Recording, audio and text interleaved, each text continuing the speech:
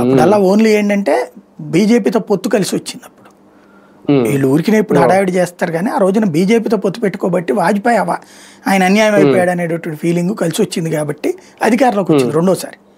Parliament స్థానాలు అక్కడ వాళ్ళకి ఎక్కువ వచ్చినాయి ఆ మూమెంట్లో, బీజేపీకి ఎక్కువ వచ్చినాయి. బీజేపీ గెలిచింది ఎక్కువ, ప్లస్ వీళ్ళు కూడా అక్కడ సాధించగలిగారు. ఇది కాంగ్రెస్ కూడా అసెంబ్లీ స్థానాలు 90కి పైగా గెలిచింది ఆ టైంలో. ఇది చెప్పాకనే ఓన్లీ ఆ రోజున వీళ్ళు ఎవరిని ఎంటబెట్టుకెళ్ళకపోవడం వల్ల జరిగినటువంటి. కమ్యూనిస్టులను ఆ టైంలో ఎంటబెట్టుకెళ్ళలేదు కాంగ్రెస్. తర్వాత 2004లో ఎంటబెట్టుకెళ్ళింది, తెలుగుదేశం దెబ్బతింది అప్పుడు. అట్లాగే లెక్కలు తేడా ఉన్నాయి అన్నమాట. అవన్నీ ఫ్యూచర్లో కనబడతాయి.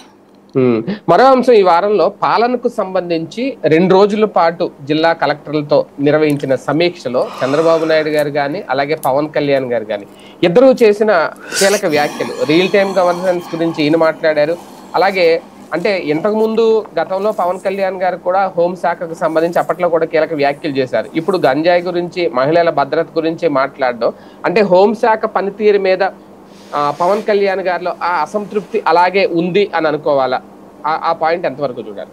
అంటే ఈ మధ్య వీళ్ళు అంటున్నారు కదా, పవన్ కళ్యాణ్ అప్పుడు చెప్పాడు 33,000 మంది అమ్మాయిలు ఏది, సుగాలి ప్రీతి ఏది, గంజాయి ఏది అంటున్నారు కాబట్టి లేదు నేను మాట్లాడాను, కావాలంటే ఈ మీటింగ్ నాకు క్లిప్పేనండి అని చెప్పే ప్రయత్నం.